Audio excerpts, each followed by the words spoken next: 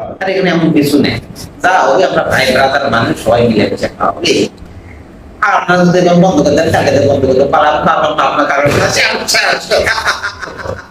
জয়পুরহাটের কালাই উপজেলায় সরকারের বিশেষ ওএমএস ওপেন মার্কেট সেল কর্মসূচির আটা বিতরণে বড় ধরনের অনিয়মের অভিযোগ উঠেছে। প্রতিদিন 2 টন বা 40 বস্তা আটা বরাদ্দ থাকলেও বিক্রয় কেন্দ্রে রাখা হতো মাত্র 20 বস্তা। বাকি 20 বস্তা আটার হদিশ না মেলায় আত্মসাতের অভিযোগে তীব্র ক্ষোভ ছড়িয়ে পড়ে স্থানীয়দের মধ্যে। এ ঘটনায় সামাজিক যোগাযোগ মাধ্যমে একটি ভিডিও ভাইরাল হওয়ার পর উপজেলা খাদ্য কর্মকর্তা, খাদ্য পরিদর্শক ও সহকারী উপখাদ্য পরিদর্শককে সাময়িক বরখাস্ত করে কালাই উপজেলা থেকে প্রত্যাহার করা হয়েছে। বরখাস্ত হওয়া কর্মকর্তারা হলেন উপজেলা খাদ্য কর্মকর্তা হুমায়ুন আহমেদ, খাদ্য পরিদর্শক মাহমুদুন নবী সরকার এবং সহকারী উপখাদ্য পরিদর্শক আব্দুল মুমিন। গোপনে ধারণ করা একটি ভিডিওতে উপজেলা খাদ্য কর্মকর্তাকে বলতে শোনা যায়, সবাই মিলেমিশে খাই, ভাই ব্রাদার মানুষ, সবাই মিলেমিশে খামো। ভিডিওটি ছড়িয়ে পড়তেই ব্যাপক সমালোচনার ঝড় ওঠে এবং প্রশাসন দ্রুত নড়েচড়ে বসে।